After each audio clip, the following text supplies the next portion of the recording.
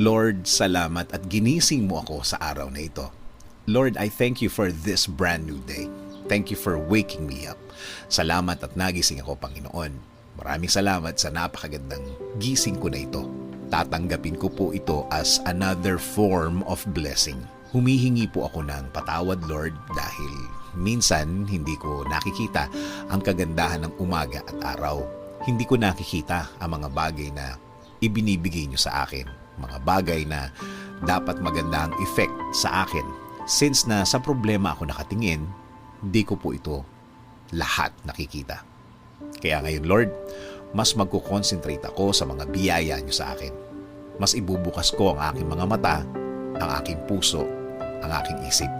Mas hahanapin ko ang kagandahan ng araw at kagandahan ng sitwasyon. Sa ganda ng mga bagay na inilalagay niyo sa aking buhay.